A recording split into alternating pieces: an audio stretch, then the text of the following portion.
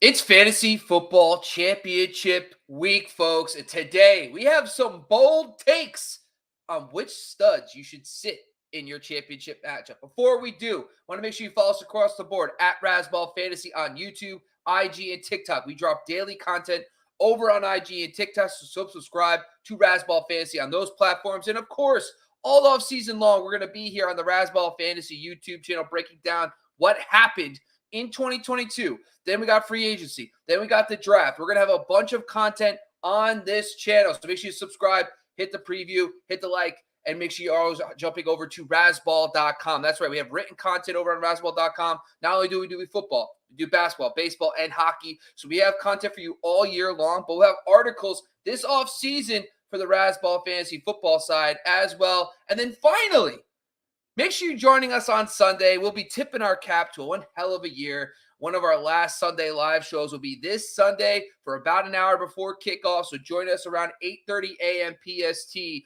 for that Sunday live start sit show, because we'd be breaking down the key injuries, the weather updates, everything you need to know before kickoff. So join us on the Razzball Fantasy YouTube channel for 1 hour on our live Sunday live show. But today's show, we're going to be taking bold takes for Week 17. So let's start it up right now.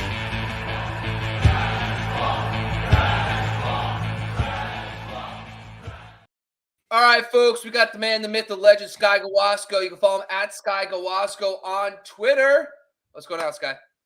Bob, super happy to be here, man. 3 championship teams looking to make it happen. 2 of those, a 6 seed coming into the playoffs. Never give up, folks. Yeah, man. Honestly, that's awesome. I unfortunately have been eliminated from everywhere. All 3 leagues that I was still in, I got axed. One I lost by just a handful of points. Heartbreaking. It is, but it's expected now. I just feel like I am a better coach than player. I've just come to that conclusion that, I was like a good high school player that didn't make it in college, but then he got into coaching. That's basically how I feel about my fantasy football life. But anyway, today's show, we're going to be talking about some bold takes for Week 17, because there's been studs. This mantra of play your studs no matter what did not work out last week for a lot of people. And there is some scenarios where you could overthink it. You're sitting your stud who's still going to have a nice baseline per se. And for a much worse player, I know I'm not saying that, but there are some studs that you should consider sitting, not only because they're matchups, but their situations have changed, whether it's a quarterback issue, whether it's a receivers issue, it's a skill position issue, offensive line issues. There's a lot of things you need to take into account, because that stud 5-6 weeks ago might not be the stud he was all season long. Now, Sky, before we get into this show and talk a little bit about what's your overall mindset with your studs, is there anybody that you're either not going to talk about today or that you're kind of thinking about? Give us your overall thoughts about your studs heading into Week 17. It's all about matchups. It's all about weather. Last week was some of the worst weather in fantasy football NFL single week history. A lot of players were taken out simply due to weather. I mean, that Browns Saints game, for example, I was sitting here like, oh, Nick Chubb and Alvin Kamara at minimum will be just fine. Kamara was okay on volume. Nick Chubb kind of disappeared. 0 in the pass game. They just weren't able to do anything playing on a sheet of ice. That happens. You and I are the only people in fantasy that care about kickers, but because of that, so many kickers Nick Folk, I mean, all these guys you constantly rely on, Daniel Carlson, Evan McPherson, Tyler Bass, unavailable, missing kicks left and right, tanking your fantasy team. DSTs, Lions DST, who we gave a big vouch for, the Broncos, the Cowboys, the 49ers, set it and forget it. DSTs got negative points in some instances. So not only did they not do well for their projection, they actually hurt your team. And Bob, let me give you a longer list of players from last week who are your quote unquote set and forget, start your studs. Every single week you play these guys and not worry about it. Here's some guys that underperformed last week, which leads us into this episode to try to avoid it in your championship. Tua Tagovailoa, incredible first half, horrendous second half, 3 picks in the second half alone, concussion, out this week. Tom Brady, Geno Smith, Justin Fields, Miles Sanders, Josh Jacobs, Aaron Jones, DeAndre Swift, Amari Cooper, Jamar Chase, Christian Watson, Mike Evans, Garrett Wilson, Mark Andrews, Dalton Schultz, and Mike Gesicki, not to mention the DSTs and kickers I've already mentioned, not only underproduced their projection, but they smashed on your team, unfortunately, in a negative way. They severely underproduced, and those are guys that were in everybody's lineup because they're supposed to be. What we're going to try to do in this episode here is pinpoint some of those usual set and forget matchups and take those guys potentially out of your lineup depending on the rest of your roster options. And of course, it seems silly we have to preface it this way, but we're obviously not telling you to sit a normally good player just because we mentioned their name. It's based on who's available and who else you can play for them, obviously. But I'm telling you right now, teams are going to win and lose. A lot of studs are going to underperform this week and tank teams, and a lot of no-name wide receiver fives are going to go off this week. It always happens, and we're going to try to diagnose some of those. The one thing I will say with this stuff, though, is I'll admit last week when I lost, I kind of went through and I'm like, all right, like Justin Fields killed me. But the option I had was Herbert, who did worse. I had Geno Smith as an option who didn't do enough that I would have won if I played Geno. So, like, there are certain scenarios we have to play into it, like where, yeah, was the upside of your alternatives big enough or better enough in that matchup to compensate to sit that stud in a bad matchup? What I mean is, like, if a player averages 20 points per game and their floor is usually 15 in a bad matchup, would you play a guy who averages, 12 to 13 points if in hopes that they get you 15? It doesn't make sense, right? You might as well just play your stud in that case. So there's a lot of stuff like that today we'll talk about. Let's get into quarterbacks first. And, there's a couple guys that kind of stick out. For the quarterback potentially sits, these stud quarterbacks, these are essentially guys who are owned in most leagues, top 12 quarterbacks in the most cases. But let's run through the list. You got Geno Smith versus the Jets, Trevor Lawrence against Houston, Justin Fields versus Detroit, Eagles QB, whoever it is, most likely going to be Gardner Minshew playing against the New Orleans Saints, and then Justin Herbert against the Rams. There's some names there that kind of stood out to me. Now, Sky, do you have a player on this list or not on this list that you want to talk about that is a quarterback stud that you'll sit? And Sky, I do want you to also bring up a player that you're willing to start instead. Sure, you got it. Let me pull that player up. Okay. All right. So a player that I'm looking to potentially sit, and again, I'm going to start super hot fire here. And this is straight up, like, don't just sit Justin Fields. All right. Let's not hit the panic button. It was one weekend. I get it. We argue every single Sunday morning, Saturday in last week's case, about the hashtag never Fields. I'm going to leave that between you and Matt. Nonetheless, Matt and I were on it last week. We brought up some decent points. Justin Fields tanked fantasy teams and knocked people out of the playoffs. You're right. Herbert didn't do much better. Neither did Geno. It was a rough week across the NFL, unfortunately, for a lot of guys. However, I just don't see now. Look, Justin Fields could bounce back and could go for 15, 18 fantasy points, and that'd be just fine. I just don't see him having a top-notch game, which is what everybody has come to expect now. So he's playing the Lions, right, in Detroit. So it'll be indoors, which is nice. But he played Detroit earlier this season, and he did just fine. I mean, he had a huge game. He had a 69-yard touchdown run, 150 yards rushing, 4 total touchdowns. He was a QB1 on the week, right? Since then, he's been 7-5-7, and last week 25. My issue is I don't see Dan Campbell twice. Everybody knows that Fields has got to run the ball because he can't throw it. He literally has 2 games, over 200 yards passing. The Lions, outside of last week, have been very, very good against the run in general. The Bears have 0 weapons right now. None. Khalil Herbert's come back a little bit, but David Montgomery's not scary. They have no pass-catching weapons to be worried about. Justin Fields obviously has, one-trick pony kind of a thing to run the ball, which he's very good at, and in fantasy that matters. But in a divisional game, the Lions are literally playing for a playoff berth right now. This game's at home against a rival. I think they show up. I think the Lions win this game, and I think they slow down Justin Fields. Now, again, don't hear what I'm saying and not play Justin Fields automatically because I'm mentioning him. Just consider the circumstances. The Lions have also been very good against rushers, but not passers, and I'm not worried about Justin Fields passing if I'm Lions defense. So for me, I'm looking at other options if possible, and somebody off of the waivers potentially, or somebody that I'm looking for maybe a bounce back this week. I could see happening. First of all, Gardner Minshew would be automatic if Hurts is out, but I think he's going to play. I really actually like, I know this is a homer pick, but Brock Purdy going up against the Raiders, who are a disaster. I think that could be just fine indoors as well. Tom Brady at home with a bounce back against Carolina, who usually takes over, and even Aaron Rodgers at home toward the end of maybe his time in Green Bay against Minnesota. So all those guys I would strongly consider personally over Justin Fields. I got to admit, I couldn't disagree with you more. No, I know. That's why I brought him up. I think Justin Fields will not. So here's the thing with the Justin Fields situation last week. That game in Chicago was brutal. Like, and I like to put into context how bad the situation was. Like Josh Allen, who's arguably top 3 quarterback, maybe the MVP of the league outside of Mahomes and Jalen Hurts, 172, 2 touchdowns, 2 interceptions against the Bears. Okay, this is Josh Allen, who the week before threw for 304 yards and 4 touchdowns.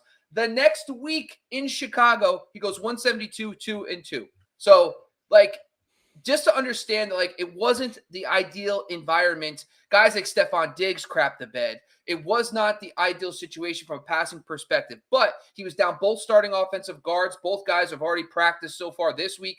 He was down Chase Claypool on top of Darnell Mooney and also Equanimeous St. Brown, so he was limited on weapons. And, like, listen, the Bills' defense was – we should have saw this coming. We should have avoided it. I admit that.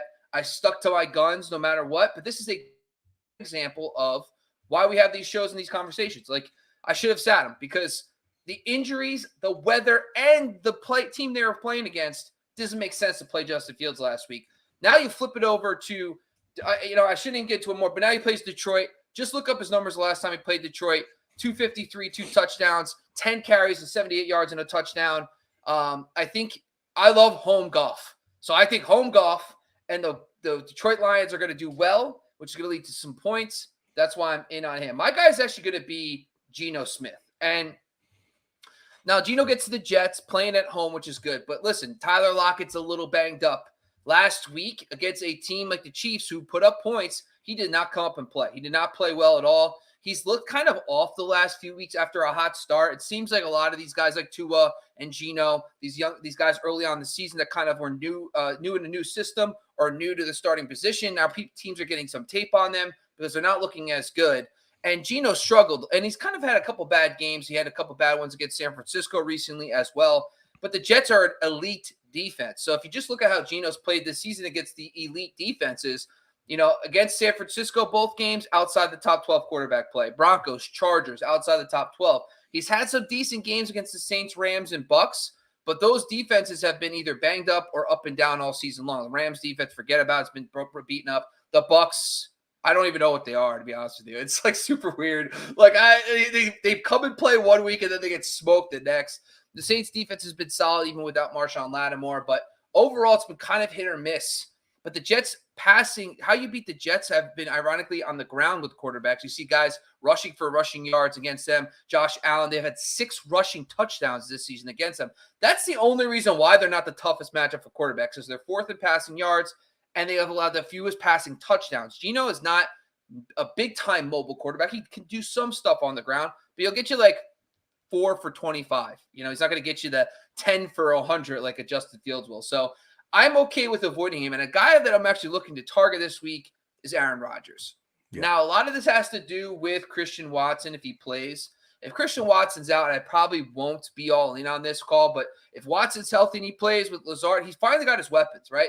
He's got the 3 young receivers. He's got Cobb. He's got the offensive line with Bakhtiari might be back this week. But the Vikings, the last 3 games he's played in Lambeau against the Vikings, 288 2, 291 3, 209 2. So he's constantly playing well against the Vikings. The offense for the Vikings is playing very well. I like that upside in that game. And plus, this weekend's weather sounds pretty nice. Doesn't sound like there's going to be any 10-degree weather, winds in the 20 miles per hour. So I think even Lambeau, it might be nice there as well. Let's kick it over to the running back sit. Sky. Now, we have a couple names here. I know you're ready for some revenge. Sky Gawasko has been hunting for revenge against this man. It was a matter of time. I knew it was a matter of time. It's coming. The Josh Jacobs against San Francisco. The Dallas RBs on Thursday night against Tennessee. Joe Mixon gets Buffalo. Kenneth Walker gets the Jets. And David Montgomery versus Detroit are some notable guys that are inside the top 20, either in points per game or points scored. That might be sits. So, Sky, tell us about your running back sit this week. Yeah, quickly. So one, I'll talk about somebody else here, but David Montgomery for me is an easy sit. The Lions have been playing much better up until last week. I know they got run on by the Panthers because they weren't thinking the Panthers would even run the ball and they got smoked. I get it. But David Montgomery with Khalil Herbert back, I think is going to be tough. How hard did that hit us? Like, the worst. It was the worst. Oh my God. I mean, it was the worst. But shout out to Derek and Matt, right? Because their horrendous team had to start Chuba Hubbard, which we were laughing him out of the room on Saturday morning. Terrible. And I look, 4 plays into the game, Chuba Hubbard's got, 150 yards, whatever the hell it was. Fantasy playoffs are insane. But my revenge has finally come. I knew this day would be here. I kept patient. I kept semi-quiet. And I knew he would come through for me when it mattered most. And folks, as I've been mentioning for 4 seasons, Josh Jacobs has either already knocked you out of the playoffs or he will be doing it this week if you play him. So a number of things. A, Josh Jacobs isn't that good, which I've been telling you for years. But what's been super great since he has Josh McDaniels coming over, who gives his running backs 23 carries per game, Josh Jacobs has been great because he had lots of volume and he's been scoring touchdowns. But let's talk about everything the Raiders are dealing with right now, not including Josh Jacobs. Number 1, Derek Carr has not only been benched, but if I read the notes correctly, Bob, he's inactive for Sunday. That means he's not even an option. So he's either hurt or he's just shutting it down completely. Now, this is like all career Derek Carr. This kid grew up in Fresno. He's a Bay guy, brought Devontae Adams over, who's another Bay guy, to play for the Raiders, which is a team they grew up rooting for. And now the Raiders and Derek Carr are essentially parting ways 2 games before the season's over. Absolute disaster in the Bay Area. We'll see where he's at next year. Furthermore, they're playing their cross Bay Bridge rivals, right? The 49ers. The 49ers are far and away the best and most difficult running back matchup in fantasy football. It's not close, and it hasn't been for most of this season. Josh Jacobs last week against the Pittsburgh Steelers in an outdoor game that should have been run because they can't pass very well right now with the Raiders. 15 carries, 44 yards, 1 target, 1 reception for 6, hasn't scored in 3 weeks. Before that, it was New England, 22 carries, 93 yards. Okay, so he's getting 23 plus carries each week, and he hasn't had over 100 yards in 4 weeks. All right, so in PPR, Josh Jacobs had a great run, great month, 6, 7, 1, 5, 8. Awesome. Since then, RB20 and RB38 in the quarterfinals and the semifinals. It's going to be worse this week. Let me dive into a little bit deeper here against the San Francisco 49ers. Their bye week was in week 9. Since then, Bob, I'm going to throw a couple running backs that are, in my opinion, talent-wise, far superior to Josh Jacobs if they had the same amount of volume. And in fantasy, I think they are as well. Here's how these running backs did against the 49ers since week 10. Austin Eckler, 6 carries, 24 total yards, 12 targets, 7 receptions, 39 yards. He had 10 fantasy points. Your boy, James Conner, who actually plays quite well against the 49ers, 42 yards and a touchdown. Alvin Kamara, 6 carries, 13 yards. Raheem Mostert, 7 for 30 in revenge game. The Bucs running back, 17 carries, 69 total yards. Kenneth Walker, 12 for 47. Brian Robinson, 22 carries, 58 total yards. These are great running backs in decent systems doing nothing against the 49ers. Now the Raiders don't have Derek Carr. Jarrett Stidham, I'm not impressed with. I thought he was basic at Georgia anyway with an NFL roster around him. I don't see the Raiders doing anything in this game. I think Devontae Adams is going to be dejected. They have nothing to play for, and they have Waller and Renfro back, which means they might have to throw the ball once Purdy and the boys get up on the Raiders early. So this game's going to be ugly, and I'll eat crow all offseason if Josh Jacobs is decent, let alone good. But there's no chance that he's going to carry your fantasy team. Right now on Fantasy Pros, his overall ECR is running back 7. There's no chance I'm going to have him in my top 15. And there's guys emerging like DeAndre Swift coming back, Cam Akers, Zeke Elliott if Tony Pollard is out, maybe even Najee Harris, who I will be putting above Josh Jacobs, for example. So Jarrett Stidham went to Auburn. Okay. So even worse.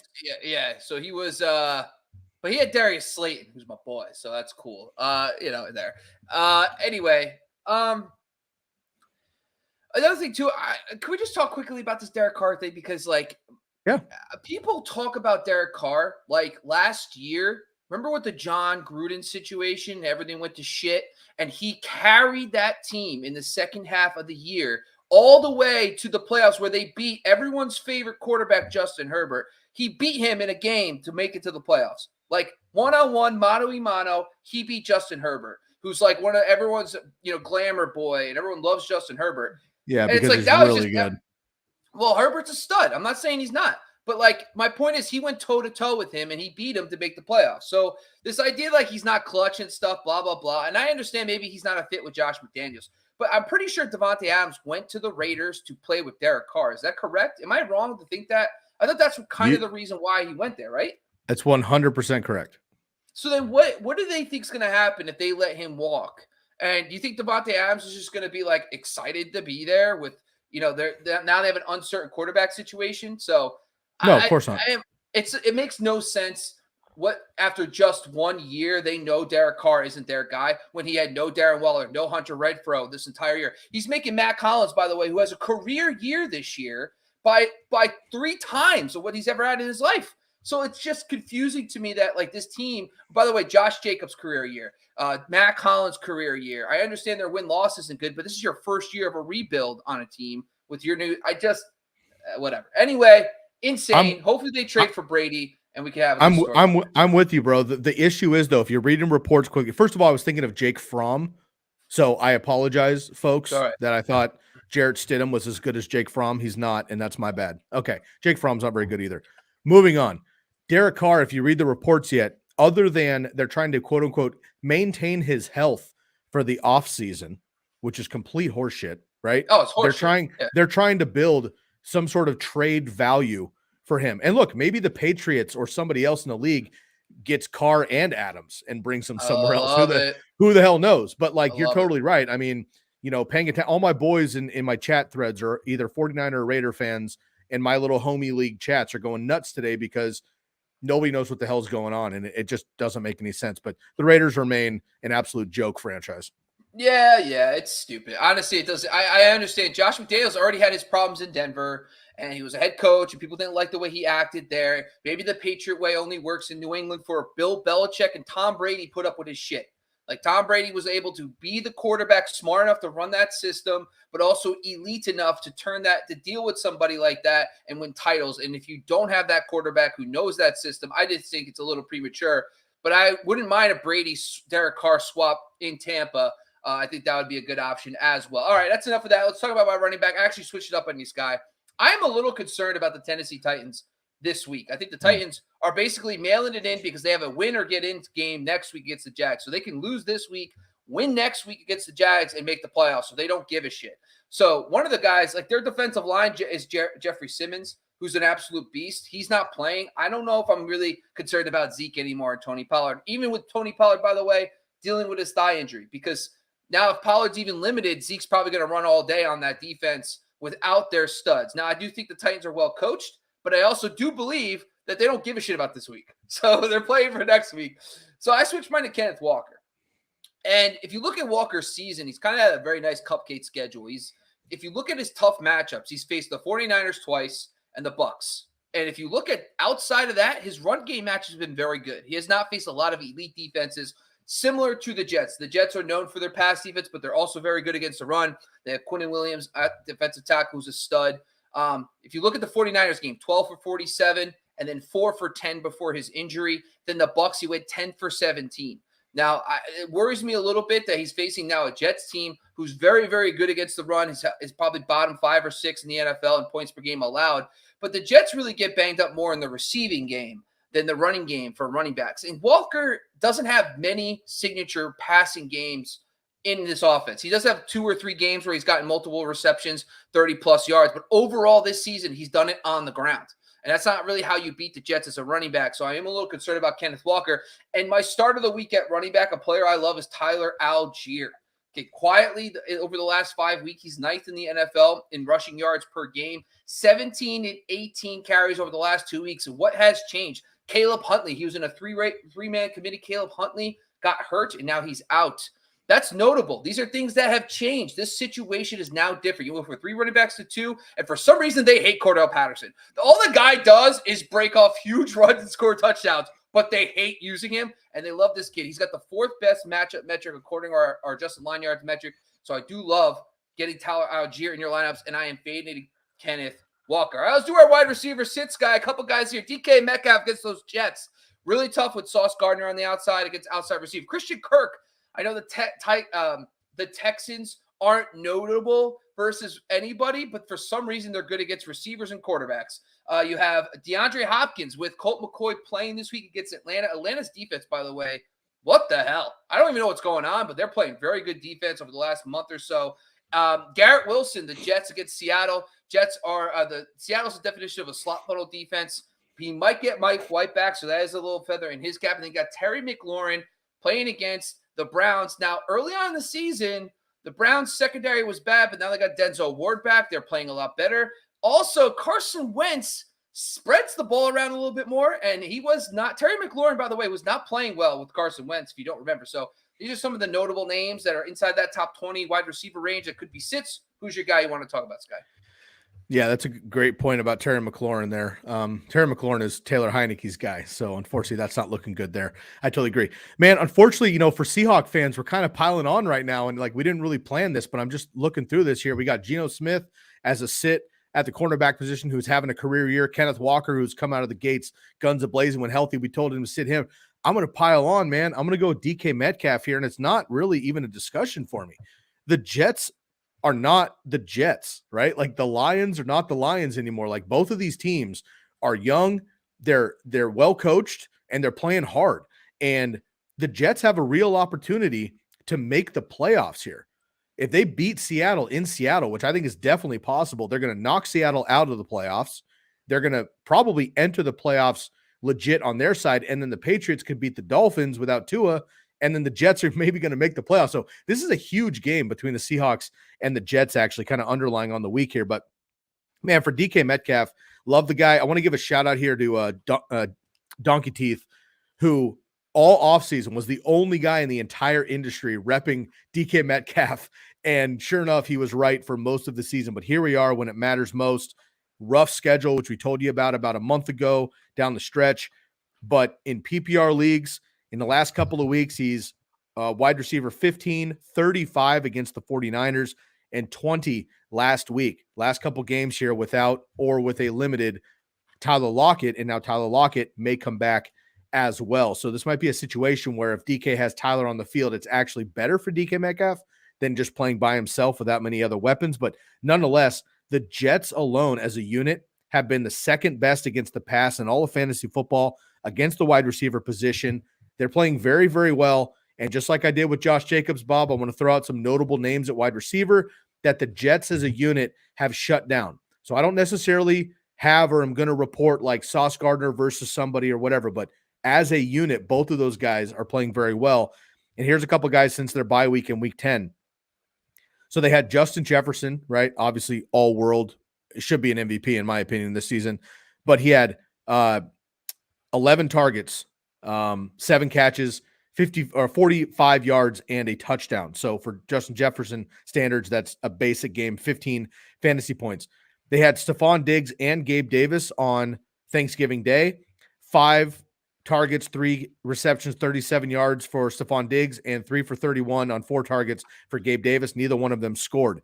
Then you have Amon-Ra St. Brown, 10 targets, 7 catches, 76 yards, no touchdown. And then you had this Jaguars offense last week who's been playing well as of late, 10 targets, 6 catches, 37 total yards for Christian Kirk and Marvin Jones combined last year. So I just don't see DK Metcalf coming up again as your number one stud guy, your horse all season long, wide receiver 2 at most. I don't see it happening this week. We already mentioned Geno could have issues. If they don't get the run game going with Kenneth Walker, that could be a problem. The Jets are playing for the playoffs, and I just don't see DK Metcalf supporting your team and really bringing you to the promised land this week. So unfortunately, I like DK Metcalf a lot. I hope he gets a better situation next year overall, but I'm not playing him in my championship.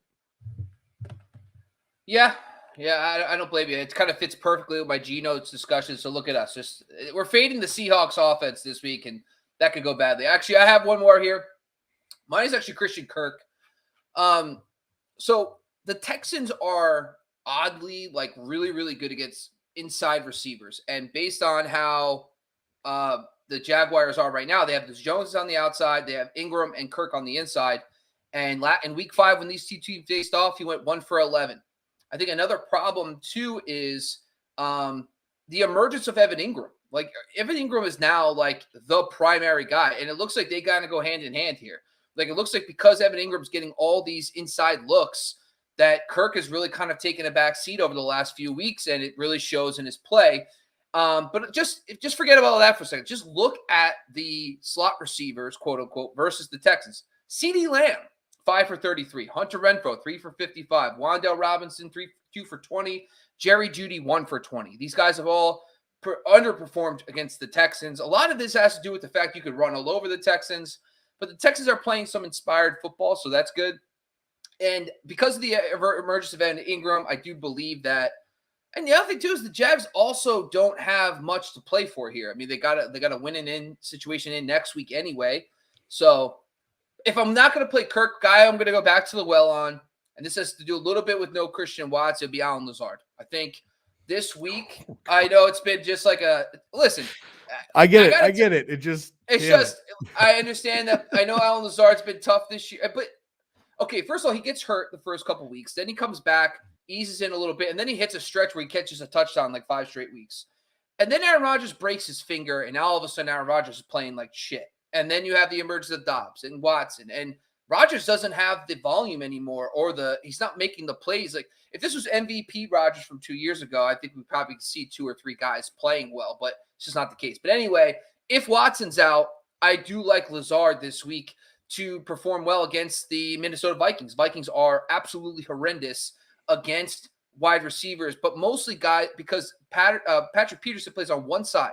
So Lazard's all over the field. I think he's going to get you. He had 11 targets last week. So I think if you need a wide receiver 2/flex, I'm okay with starting Allen Lazard this week with Christian Watson banged up. All right, let's do the last one here. The tight end sits. We have Dallas Goedert, returns last week, plays against the Saints. Saints are probably one of the toughest matchups against tight ends. Darren Waller, another guy who just came back. Now we have the Jarrett Stidham situation. He's playing against the 49ers. Mark Andrews against the Pittsburgh Steelers. It's a division game, always tough. Gerald Everett, the donut last week. Now he gets a tough matchup against the Rams. You got David Njoku as well versus the Washington Commanders. Who's the tight end you're willing to sit this week, Sky? And who's the guy you're probably replacing him with? Dude, I hate this so much because I'm like major Mark Andrews guy. I drafted him everywhere, like faded Kelsey, quote unquote. And then I reached early for Andrews anyway and blah, blah, blah. And it was really great for a month. And it's just absolutely kind of destroyed me for a while. He has not had a Mark Andrews game since week 6 against your Giants when he went 7 for 106 and a touchdown on 11 targets. Since then, in PPR, mind you, catches are so huge in PPR for tight ends because guys are so basic without touchdowns. Tight end 51, 24, 7, 12, 10, 23, 24, and 20. And of course, he missed a game and had a bye in there as well. This is super sad, man. I just can't trust him. Lamar coming back, hopefully he plays. I mean, that's obviously going to help. But Tyler Huntley has been very poor, unfortunately. And what makes this worse is that Mark Andrews is getting the work. Since the bye week in week 11, he is at 8, 7, 7, 6, 7, and 5 targets. Any tight end outside of George Kittle and Travis Kelce right now, maybe TJ Hawkinson, you would pray for those numbers just to get opportunities. But unfortunately, he's not producing well with them. And even if he gets that reception, 17, 31, 45 yards, and he's only scored 1 touchdown since week 5. So for me, man, it's really, really difficult. And the Pittsburgh Steelers have played quite well against the tight end position. Just a couple weeks ago, they held Mark Andrews to 2 catches on 6 targets for just 17 yards. That was the 3rd lowest on the season, including an injury game. So I hate to do it, man. I know he's a horse and he could go off for 10 for 120 and 2 touchdowns any week. I know that. But I might go with Jawan Johnson in a backup that nobody's remembering because he played on ice last week, right? Or I might go with somebody else who's a streamer option there, unfortunately. But Mark Andrews, man, right now, I can't get it. I've escaped 2 different matchups through the quarterfinals and the semifinals with Mark Andrews in my lineup just because tight end is so bad. He's still in the middle of the mix. But in the championship, man, I'm going up against Kelsey's. I'm going up against Kittles. I'm going up against Hawkinson's or something like that, who've been blowing the doors off. And Mark Andrews is just not on that level right now.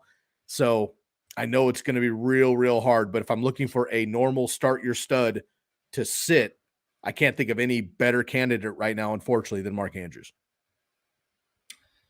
You know, it's funny. Last year, he looked good with Huntley, too. And now this year, He Huntley looked, just doesn't look. quote unquote, better with Huntley. Well, That's why we were all excited. yeah, And then it just went. yeah. Yeah, So, Huntley has not looked as good as he did. And their listen, you offenses can't, just look not very good anyway. you know, when you're trotting out Demarcus Robinson and Deshaun Jackson as your top 2 receivers, like it's Whoa, hard Sammy for, Watkins is out there too, bro. Come on now. right, exactly. So Come like, on you know, now. it's just I don't know, but I do agree with that. This one I'm going to talk about is Dallas Goedert because number Oof, one, this one hurts. The Saints defense is like weird. I don't know how they're playing so well, but they have really good linebackers and coverage and Davis and stuff like that, and that's part of this too. But they are the toughest matchup for tight ends. And if you look through the tight ends they face, Tyler Higbee 4 for 45, Pat Freiermuth 4 for 36. You know, Hayden Hurst 3 for 21, Zach Ertz 2 for 21.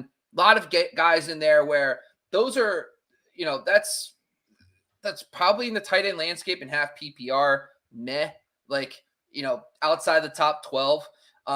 The thing is, like, he's just getting back from injury. I know he played a lot of snaps last week, went 3 for 67 against Dallas, but I do suspect this game to not be as high scoring. I'm not expecting a shootout between the Saints and the Eagles this week. I expect this game to be a little bit more low scoring because the Eagles defense is legit, and I don't expect the Cowboys offense like they did against the Eagles light them up. So I do think from that standpoint, that 3 for 67 against Dallas, Gardner Minshew was targeting surprisingly. And I'll admit, I actually thought Goddard was a good play last week. And granted, he was fine for fantasy, but like I thought Gardner would kind of more towards the inside of the field. And sure enough, like Smith and AJ Brown had very solid games. So that was surprising, but knowing that he has these weapons, he's utilizing those receivers still. I think Goddard might be a little bit of a risk this week. He gets a really tough matchup. A player I'm just obsessed with is Cole Kmet. So when you look at like the top, there's like 5 elite tight end matchups. There's the Arizona Cardinals, the Dolphins, the Detroit Lions, the Tennessee Titans, and the Seattle Seahawks. Those are like 5 of the best matchups that you can have in fantasy football. And that's based on what I use in the back end here. And outside of that, there's also very few tight ends in the NFL that play 90% of routes run to dropbacks, meaning they run a route on 90% of a quarterback's dropbacks. It's like Mark Andrews, then Cole Kmet. Like in recent weeks, guys that are on the field running a bunch of routes. Now, Cole Kmet has not been great, but like over the last few weeks, he's getting the targets, 6, 7 targets. And the last time these two teams faced in back, I think it was week 10, 4 for 74 and 2 touchdowns. So he has this elite matchup. He's on the field running a ridiculous amount of routes. But if you want a sleeper, Colby Parkinson is your deep, deep sleeper. Everyone's going to be on Fant because Will Dissly is out. I am telling you, my DFS streamer this week, it's going to be Colby Parkinson. I guarantee you the guy's going to go 4 for 60, get you crazy value on your DFS lineups. Count it here, folks. All right, let's close out the show. Just a quick defensive kickers. Just a quick price check here. Last time we talked through this, we talked about the 49ers, the Bills, the Eagles, the Patriots, and the Cowboys. Just to give you a quick matchup. So you have the 49ers versus the Raiders. I'm assuming we're both in on that, correct? In. Bills versus the Bengals. Any qualms about starting the Bills this week? I don't love it, man. I mean, the Bengals can go off at any given moment, to be honest with you. So I don't love it. And this game is in Cincinnati. I personally might look for another option. What would be another option? You have a team in mind. Chargers are playing absolutely on fire. And I know with the Rams put up 51 points on accident against the Broncos. That's not going to happen again. I like the Chargers or even your Giants up against a completely inept Colts offense and Nick Foles, who looked horrendous. Oh, so bad. So bad. Oh, my God. I have Michael Pittman. He was actually one of my favorite plays last week in the sense of just like emotional, needed you to do well, people. And Michael Pittman just shit the bed. All right, Eagles versus the Saints. I'm assuming we're in, right? Patriots versus the struggle. Patriots versus Teddy Bridgewater and the Dolphins. Okay. Cowboys, I think we're in on the Titans. All right, so those are all good. All right, I just want to give a closeout before we close out the show by 3 streamer kickers of the week. By the way, week 1 of the playoffs, Chase McLaughlin. I have it in writing.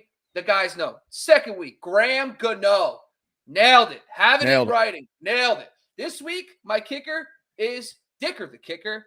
By the way, the Chargers kicker versus the Rams. However, he's been kind of a hot name because his name rhymes a little bit. I do like Riley Patterson, the Jags kicker against the Texans, as well, if you're looking for a deeper name. And I do have a third name here, and I'm going to just pull it up because I forgot it off the top of my head. It was, of course, I clicked the wrong G. All right, there we go. Let's see.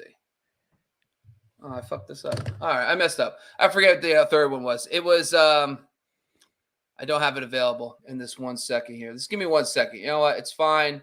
No problem.